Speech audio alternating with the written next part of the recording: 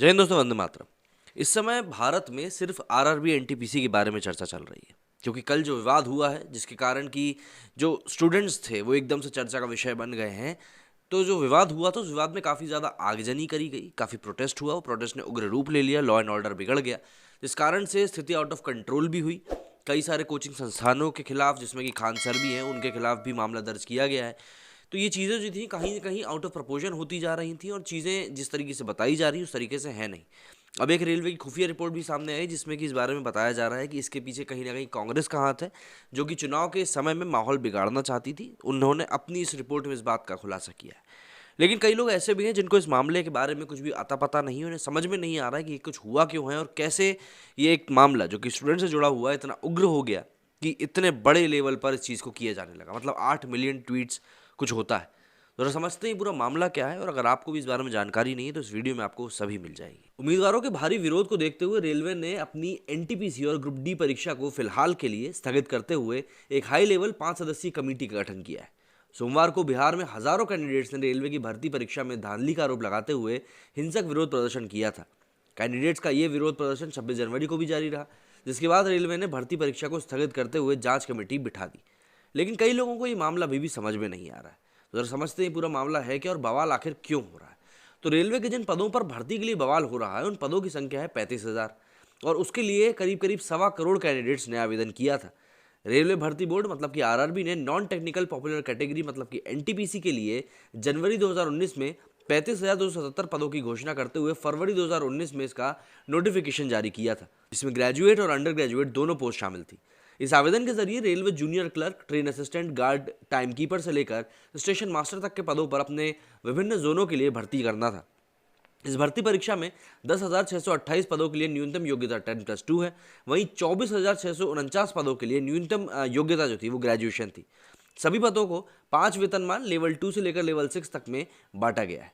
12वीं पास के पदों के लिए केवल लेवल 2 और लेवल 3 में 19,900 से 21,700 रुपये का वेतनमान है। तो वहीं ग्रेजुएशन के पदों के लिए लेवल 4 से लेवल 6 तक के लिए क्रमशः 25,500 से 29,900 और 35,400 रुपये का वेतनमान रखा गया है।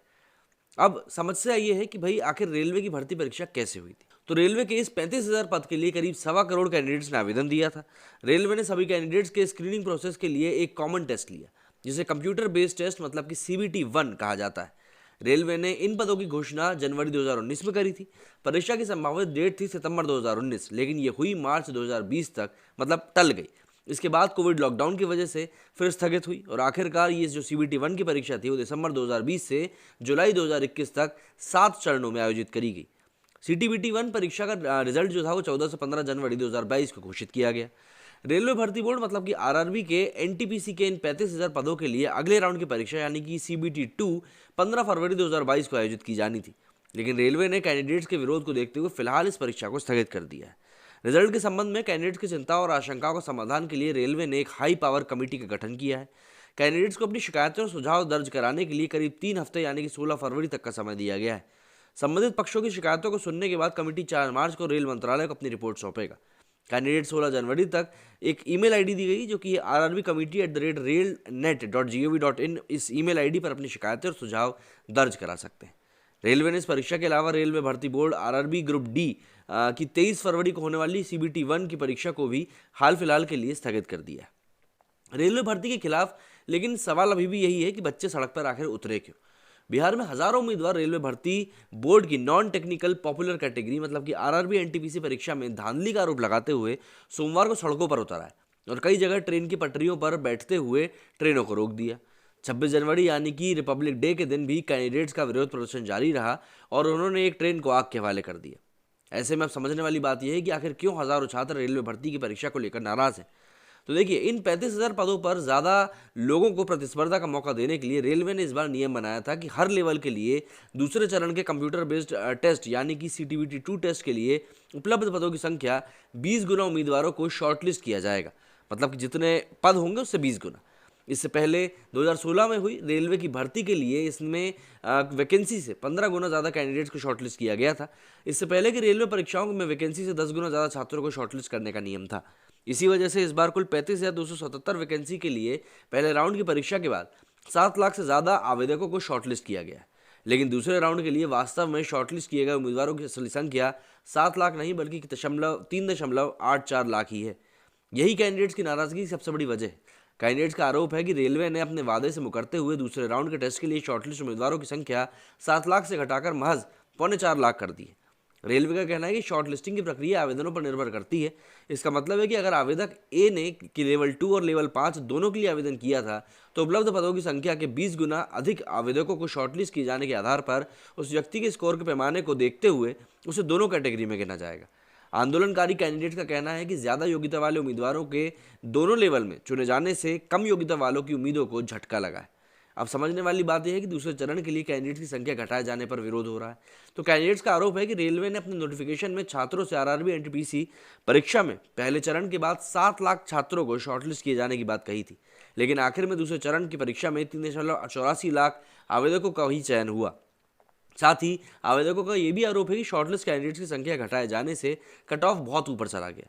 इस वजह से कई कैंडिडेट्स जिनका कि दूसरे चरण की परीक्षा में चयन होना था वो कट ऑफ ऊपर जाने की वजह से प्रक्रिया से बाहर हो गए। अब कट ऑफ ऊपर चला गया वो तो ठीक है, लेकिन अगर आपके पास वैकेंसी बची हुई तो आपको वेटिंग लिस्ट निकालनी चाहिए और रेलवे वो कभी नहीं करता। उसको लेकर भी विवाद है।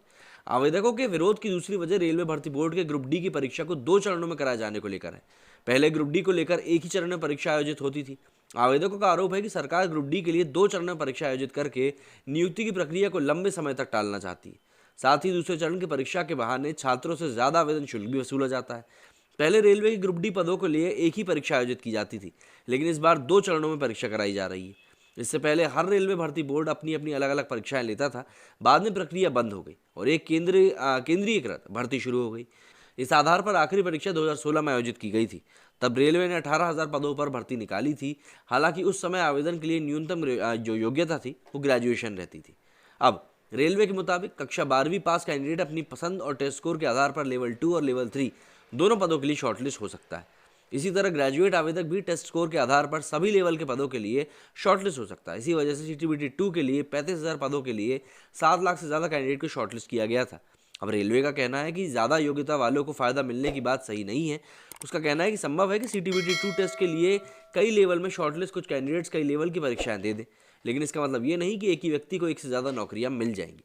रेलवे ने इस विवाद पर कहा है कि आखिरी चरण में, जिसे डॉक्यूमेंट वेरिफिकेशन भी कहते हैं, उस दौरान रेलवे सबसे टॉप लेवल के पदों की प्रक्रिया को होल्ड रखेगा, यानी सबसे पहले लेवल 6 फिर लेवल 5 इत्यादि। अगर किसी व्यक्ति को एक लेवल में नौकरी मिल जाती है तो वो अगले लेवल में उसके नाम पर विचार नहीं किया जाएगा। वास्तव में कोई भी व्यक्ति रेलवे में एक समय में 2 अलग अलग लेवल पर 9 नौकरियां नहीं पा सकता है। रेलवे का कहना है कि वो टॉप लेवल के लिए डॉक्यूमेंट वेरिफिकेशन की प्रक्रिया को होल्ड करेगा। ऐसे में अगर कोई स्टेशन मास्टर की नौकरी के लिए क्वालिफाई करता है तो उसके नाम पर अन्य निचले लेवल पर जैसे कि टीटीज और या फिर अन्य पदों पर विचार किया ही नहीं जाएगा। अब यहाँ पर ये बात कहने वाली है कि ठीक है, आप अगर 2 नौकरियों के लिए हो गए हो आप चयनित, तो आपका दूसरी नौकरी के लिए नहीं होगा। लेकिन बात फिर वहीं आ जाती है कि आपने 1 कैंडिडेट 1 जॉब की बात तो कही है, लेकिन आपने क्योंकि 2 पदों के ऊपर एक व्यक्ति का सिलेक्शन किया है, जो गुना की बात हो रही है 20 गुना उसमें, तो उसमें जो 7 लाख की ये बात कर रहे हैं वो दरअसल है 3.84 ही, क्योंकि बाकी जो बचे हुए जो नंबर आ रहा है ना वो पूरा तो रिपीटिशन में है। तो इसीलिए यहाँ पर ये सारी बातें उलझ के रह गई हैं। अगर आपको इस बारे में कुछ कहना है तो कमेंट सेक्शन में ज़रूर बताएं। मेरे स्टूडियो फिलहाल इतना ही। जय हिंद, जय भारत।